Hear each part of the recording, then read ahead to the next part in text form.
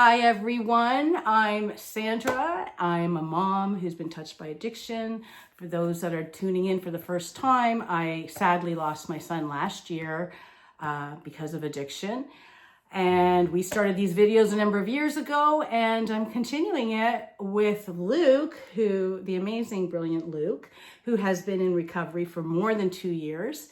With our videos, we share our perspectives as someone that has an addiction problem and as a loved one.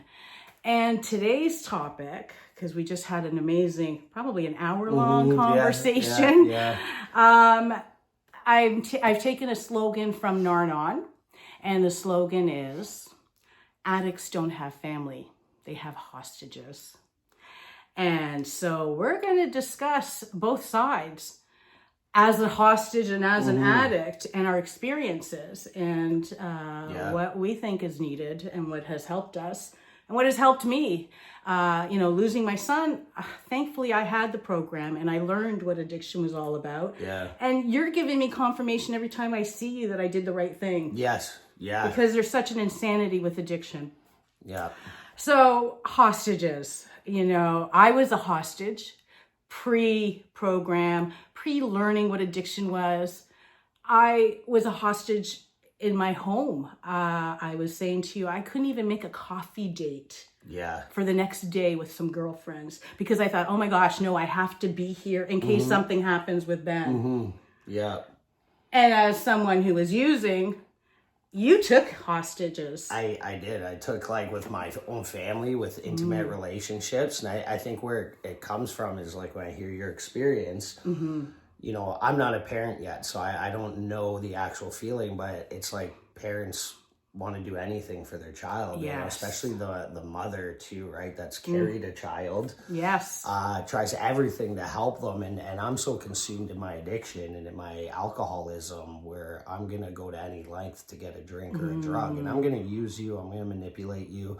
And that love that my mom has for me and would make her do everything she can to control it and save me and fix me. I benefited from that because the few times maybe my dad was like, we can't do this anymore, you gotta leave, my mom would be curled up on the couch and they would call me back, and it was like a safety net. And I would have a place to go sleep, and then just to do it again. I would make those promises, okay, I'm gonna get help or try to stop, but what was on my mind was how can I sneak around without hurting them too much to get my fix, right? And I'm selfish, I'm self-centered while I'm in the middle of it. I'm thinking only about me, and that's where it takes them hostage. And I, as a mom, I'd be thinking, oh, there's a little bit of hope there. I see a glimmer. Yes. I see a glimmer. Okay, you know what? I'm going to keep him here because he's doing all the right things, even though you may still be using, and I may still be held hostage because I need to make sure, I need to watch over you. Yes. And now you're under my roof. Yep. So I know where you are, and because I know where you are, it kind of alleviates a little bit of that fear. Yeah, but I know that people have overdosed in their parents' home. Yeah. And if you're in that case, if you're in that situation, please have a naloxone kit with you. Yes. Always have naloxone kit, and that's a whole nother. I'll link a video on naloxone kits. But you were saying until you deplete the hell out of them. Yes, and that's another thing, right? You suck all the energy out of them. I have 2 siblings that have kids, and my parents missed opportunities to spend time with their grandchildren because they were afraid of what was going to go on with Luke this day. It was almost like my mom and dad were in their own jail cell. Locked up with a ball and chain, right? Of whatever Luke did, it affected them because they wanted to try and help or save or correct me and help their son in some way. So it was a constant thing of fear. Yes. And that's what we mean by hostages. You have no life. Oh, I had, we wouldn't even take trips at the beginning. Yeah. We wouldn't even go on a trip because God forbid I'm out of the country and something happens. Yeah. Well, I learned, and I've said this before, it doesn't matter if I'm in the middle of the ocean or around the corner. Whatever Ben was doing, I couldn't control it. Yes, I literally couldn't change it. And it wasn't until I learned that and really felt it deep in my soul. Because as a mom, you were saying, like, I was wanting to fix him. If I only did this, keep him in my house, I'm protecting him, because I'm a mama bear. I'm a mama bear. Get away from my cub, man. And if I saw a dealer or something, like, come on, bring it. Like, you don't want to mess with a mama bear. But then how was I living my life? I wasn't going on trips. I wasn't. And then when I finally learned, and I was in the middle of the ocean, I remember thinking, whatever's happening is happening. It doesn't matter. I have to. And I just want to say it's hard work. As a mom, it is hard freaking work, because I would say to Ben, I saw you take your first breath. I don't want to see you take your last. But I didn't have any control. I didn't have any control over that. And I stopped being a hostage. When I found that, when I realized that I couldn't do anything.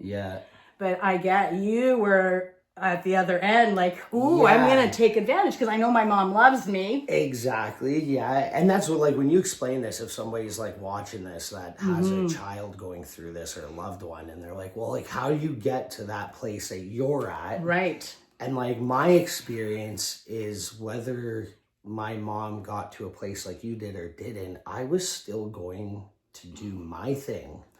Whether or not she got her own help or kept trying to save her son, I was going until I was done. And what's sad about this is sometimes we may never be done.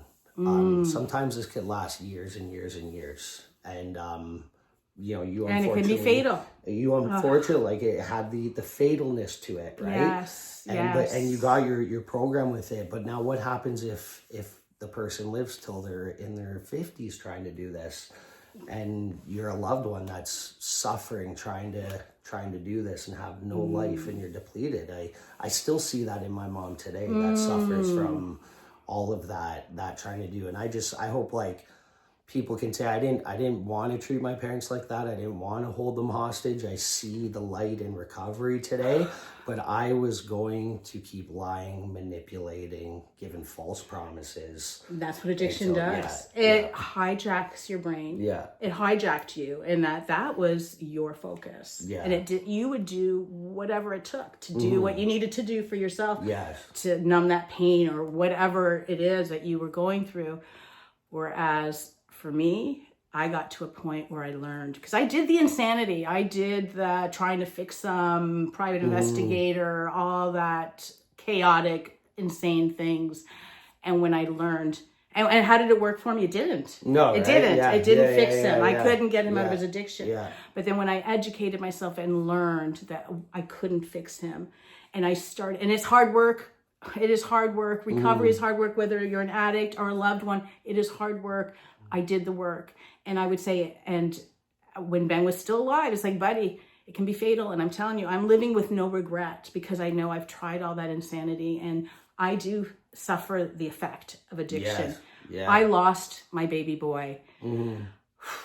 And it's hard. It's hard. But I'm here because I know there's lots of Bens out there, and I know there's lots of moms out there, and lots of Lukes out there. And you're a success story, and you're here to share and confirm as a loved one. Like, you know how great it is for me to be able to talk to you? The similarities, like we're going through the same thing I would do with Ben, talk before these videos. And you have given me confirmation, just like Ben used to give me confirmation when he was clean and sober. You did the right thing. Don't give me money. Don't. I may hate it. I may hate you at that time, but don't do it. You're doing the right thing. Don't do it. So if anybody gets anything out of this, you don't need to be a hostage. No, you don't. And you came up with a brilliant line, Luke, and hope without boundaries keep you hostage. You got to have your boundaries. It's good to have hope. Keep the hope. Without the boundaries, that hope will keep you in insanity. And keep you in the shackles of being a hostage. So remember, where there is breath, there is hope. Amen. Peace. Take care, everybody. Thank you.